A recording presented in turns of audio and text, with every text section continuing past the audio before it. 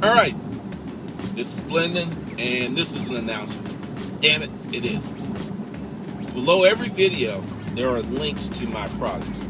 And there's a special link under this one. Actually, there's three, but I'm going to talk about one. There are a lot of people say, hey, how do I get your ebooks? Because actually, I really have been so focused on audiobooks.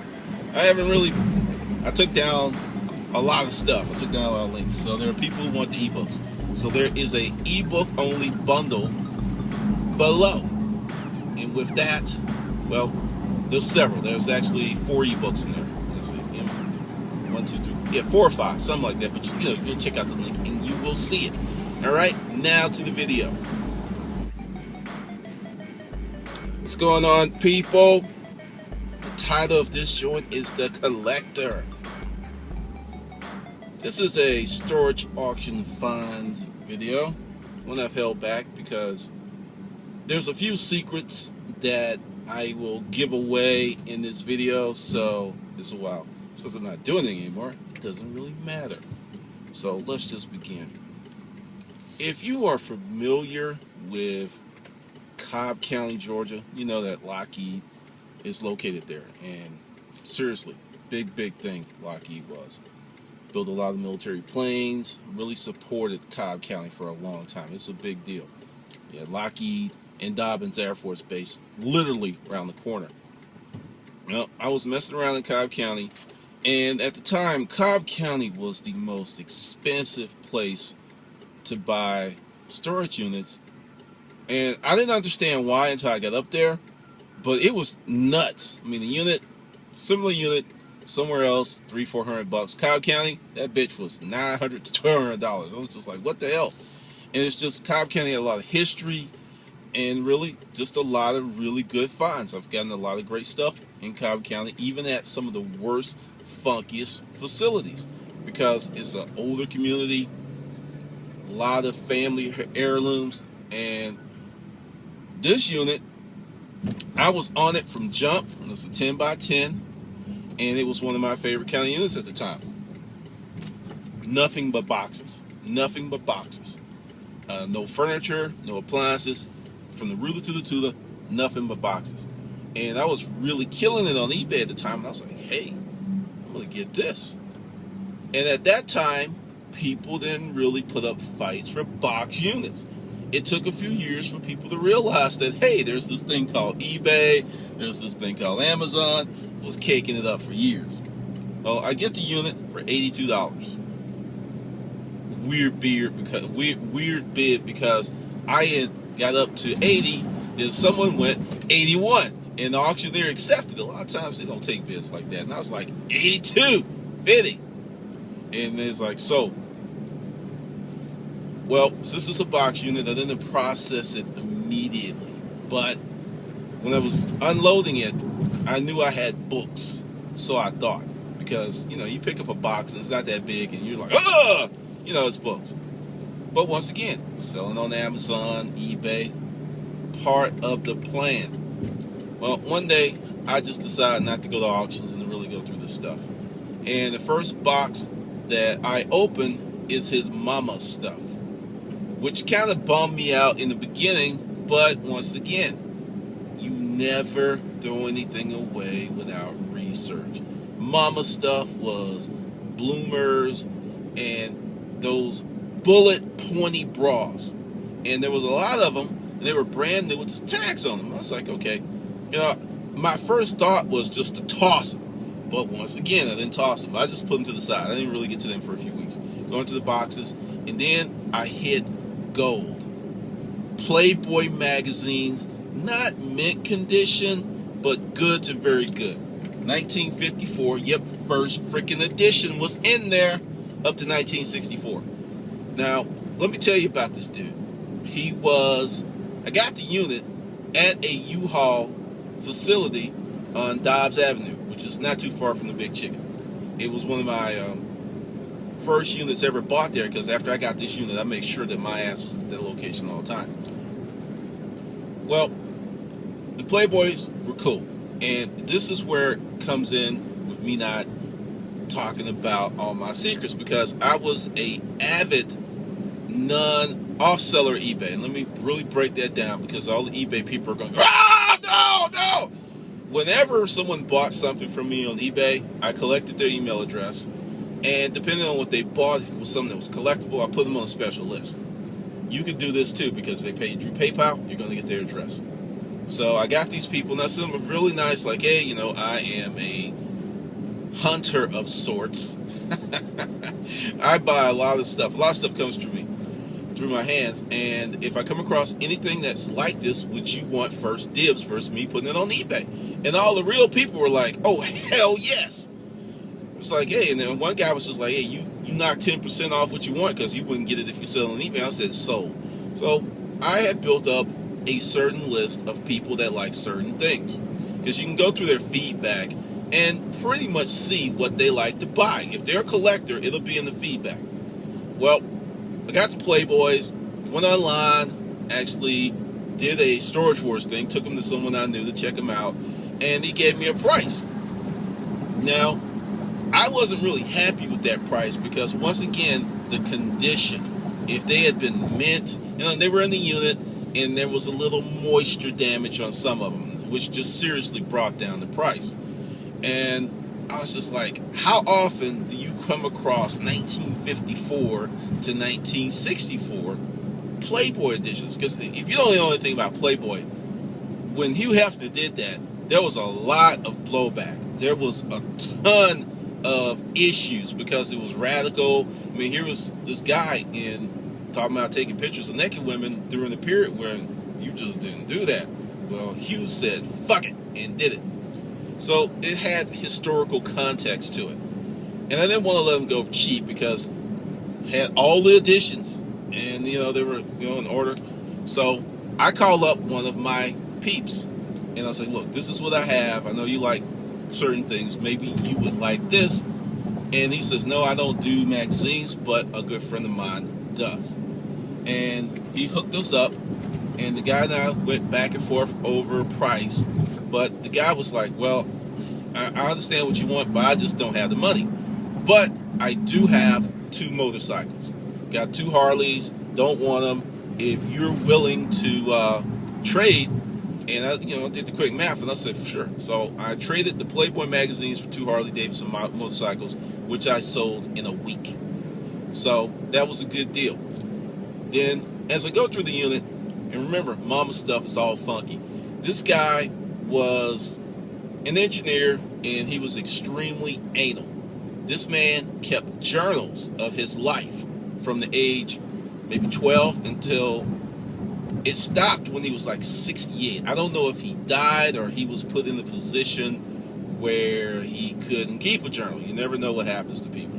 So I put those to the side. And the thing is, for those of you who don't know, historical documents like that, there's a robust market for people that want those things, because folks don't really keep journals like that. And the guy had if you've ever worked with a draftsman or an engineer, many of them have a very peculiar way of writing that looks almost like they don't write. It's almost like they paint their letters. It's it was very efficient, very neat. So it was his life, and plus he wrote it in such a way that it made it very attractive. Put those to the side. Then I'm going through the boxes and everything, and it's just regular stuff. It's books. He went to Georgia Tech. That seems to be a common deal with a lot of engineers in town. And this is when I hit gold. I know you think of the Playboy magazine. No, I hit gold, because the guy was a collector. He had the Playboy magazines. He had vintage toys, antique toys, but a lot of the toys were good. You couldn't even classify them as very good. Rust stuff, but they still sold well on eBay, and I moved those on eBay. But the real gold was he had vintage dental tools, and because his daddy was a dentist, and he just kept all of his dad's dental tools. So if you know anything about antique medical equipment, that's complete sets, everything is dressed right dressed. He had everything. And once again, being an engineer, he had a catalog. I didn't have to look up shit. I knew exactly what it was. He had it all set up. I was just blown away. And when I went to eBay and I saw what some of this stuff was selling for, I saw a similar set that was missing maybe 30 pieces. Okay, missing maybe 30 pieces. The guy was asking 12 grand, and it was missing 30 pieces. So went on eBay. I put the stuff up for 20 grand. I had a whole bunch of people coming at me. I'll give you 10. I'll give you 11. And I was like, Went to the network. Once again, I had a network. Called a few people. Found another collector. Sent him pictures. Dude came and got him 18 G's for dental equipment. Because he had the name, the provenance. There was history with this stuff. And I even put in the guy's dental degree, because the guy kept all of this. He kept his father's dental degree, patient logs. I threw all of that stuff in there. Now, this was an $82.50 unit. I'm already up. Now, this is another reason I kept this back, because this is clearly a jackpot unit. But we're not done. So I'm going through the stuff, find more stuff. He collects Concord watches. Nothing else. Not Rolex, not Omega, none of that stuff. Concord watches. And they're vintage Concord watches. And they're the ones with the woven wristbands. And he's collecting men's watches. He's collecting ladies' watches. But due to the fact that they were in this crappy unit, a lot of the watches had condensation. They were, not completely jacked up. But all the watches were solid gold. Didn't matter. So I had an option, and some went on eBay, some I scrapped out, because the scrap value was more than what people were willing to pay. And that was like another 6 G's just on the watches, collectively, eBay and all this other stuff. And I was just like totally happy with this unit. And it just kept giving and giving and giving. And when I thought it was all said and done, because when you make that kind of money in the period of 6 weeks, this wasn't like overnight or one weekend. It's 6 weeks, a lot of phone calls, a lot of emails. And I'm telling you, if you're selling on eBay, start cultivating that off eBay sales roster. People will do it. I know it's 2013. People are like, don't do that.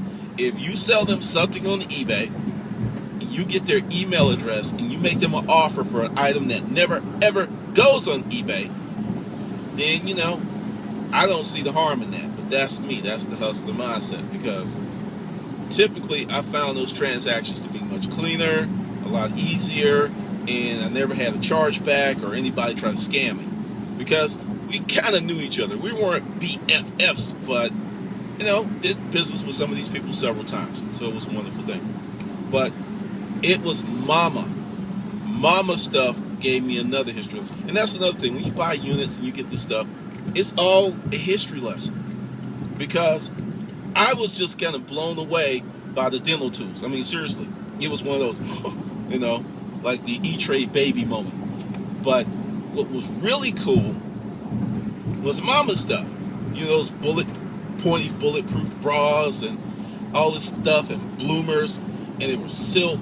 There were certain names, certain vintage items. If you could get them with the tag still on them, they may be literally worth more than gold, because they don't make it anymore. They can't reproduce these manufacturing processes. Some of this stuff they can't make because it's illegal. And the collectors, there was this one person on eBay, probably still there. Username was To Try Hard. And I learned from her, because that's all she sold was vintage stuff, what this stuff was worth. I was just blown away. Bras, $300. Bloomers, $200. And she had a lot of this stuff, and it was in great condition. Fortunately, it was clothing, and it didn't get mildew. But this is where it gets really good. Because I told you about the journals, right? I told you about the journals. You know how I love journals. Now, the dude was interesting, but he wasn't a freak. He wasn't a swanger. He didn't do any of that stuff. But he was pretty much anal. Because if you read his journals, it will make you laugh because of the way that he presents himself. Bought the wife a toaster for anniversary. That was a journal entry. Son born today. Happy. I mean, that's how it was. I mean, his journal wasn't like really involved, overly deep. Some of these entries were 1 line, some of these entries were 5 lines. Very matter of fact, straight to the point. But what got me was bought new car, dad unhappy. I mean, just stuff like this, and it went on and on and on. But he also put things that you would not think a man would write anywhere. Sex did not go well with wife tonight. I'm like, okay. Then he went on, cannot maintain erection. And I'm just sitting there like, it's a pretty brutally honest journal here. Then he goes on. Then once again, this guy's an engineer. I don't know, this was probably when he was in his 50s, I think, when they put in there. And he puts in, starts new, he started with Magzine, he started with zinc. The guy did some research, and he kind of fixed his situation. And he put it all there in the journal. He's like, I'm doing this, taking these vitamins, taking a lot of vitamin C. And 6 months later, he's like, success with wife, successful tonight. I bullshit you not. That's how it was. And if you see him, because there was pictures of him in there, and it was like, that ma and pa farmer picture that's so ubiquitous across American landscape, with the pitchfork in front of the barn. He had that kind of look. And, not someone who's a wild sexual beast. More like, hey, this is Uncle Henry, and trust me, the candy he gives you is really candy. He was that kind of guy. I was reading some more stuff, and it's like, I don't understand Valentine's Day, but I go out and buy stuff anyway. It was funny.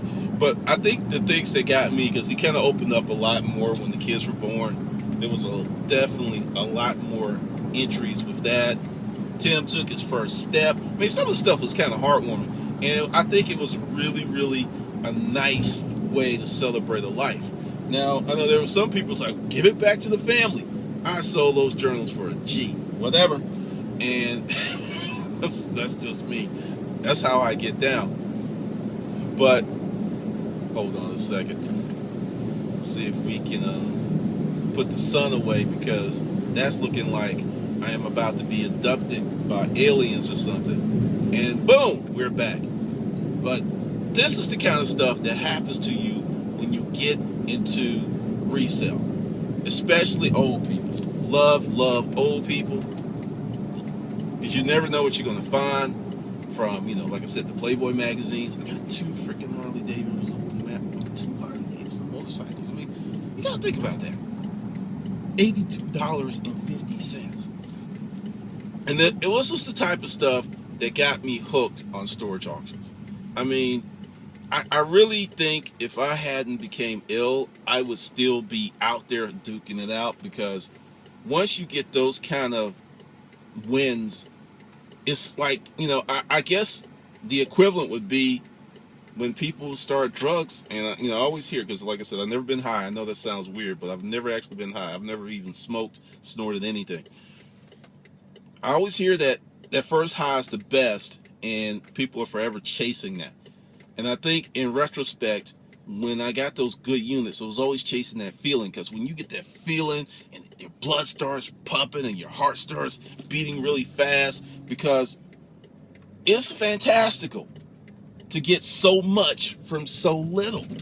I mean, even if you go out and buy 25 crappy units, that shit carries you on. You're just like, well, this one didn't work out, but we're going to keep at this for real. Because it was just like, you just couldn't let it go. Couldn't let it go. Now, another thing about this guy's unit was just my theory that he got sick, and the kiddos put the stuff in the storage unit, and that's how my little chubby chocolate paws got it. Because if they knew what they put in the unit, and over the years in being in the storage auction business, this was common. This was freaking common. This happened so many times that parents would go into a home, or they would pass on, and they would take really good stuff and not know what to do with it. Now, I think going forward, that's going to not happen as often, because the information gap is closing, and people are it's going to be real easy for folks to know exactly what the prices of stuff, and things are going to come where they're going to be able to do this with little or no effort. But that's one of the jackpot units. That's one of the things that just, like, I mean, that made that year. I'll just be straight up with you. That unit made that year because it came in October. So, and that was another reason that things were really selling pretty well. Was, people getting ready for the holidays, gifts and stuff. But that was it capped off the year nicely. And that's when it was the first year that I was really, really able to get ready for tax season, because all December, I don't care what it was, I bought it, I rented it, I had the capital, bought it, rented it, put it in whatever. And tax season came, I didn't have to buy for like 2.5 months. I was out there in case something was reasonable, but was able to make money. And and with that, it's June. And I know a lot of people in forums and stuff are talking about sales are slow. This is the time to buy. This is the time to stock up. This is the time to get ready for fall.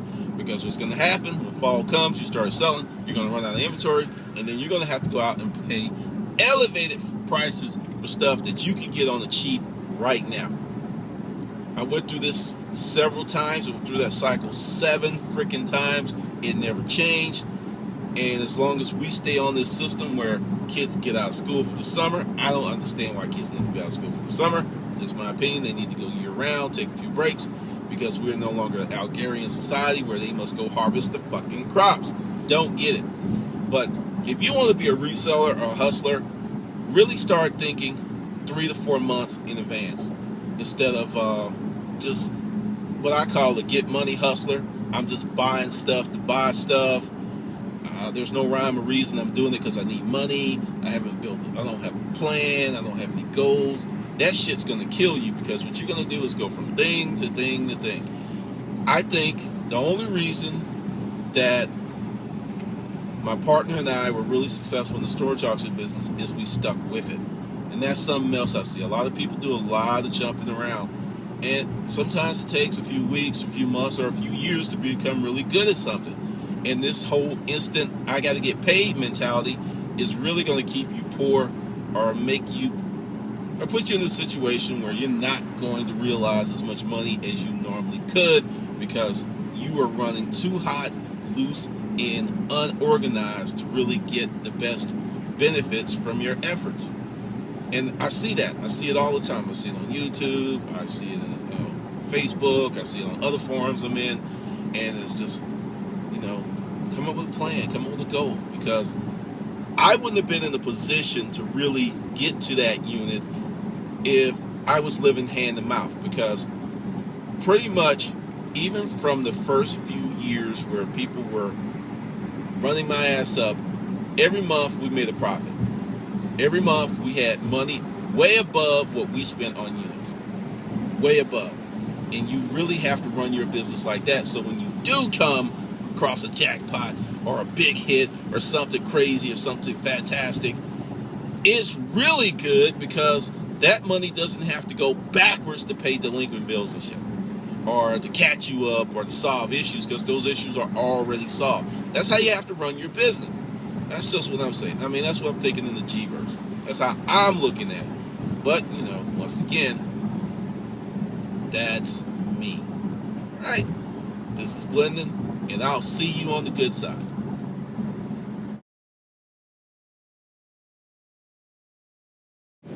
All right. It's just us. I am making a special offer. Alright, it's just us. I am making a special offer. If you made it all the way to the end of this video, there's a little deal for you. And this is what you have to do to get it. If you want to be part of the Hustler Mindset Project for $59.95, that's all-inclusive membership. Essentially, anything that happens after you join is part of your membership. And you get a 50% break on stuff that you didn't get when you were not there. How do you get in there? It's like, hey, Glendon, I want to be part of all-inclusive HMS 300. Go to my blog, storageauctionshogun.com. Hit the contact tab. Send me that message, and I will make it happen. This offer will expire 60 days from the date that this video is posted. And with that, I'll see you on the good side.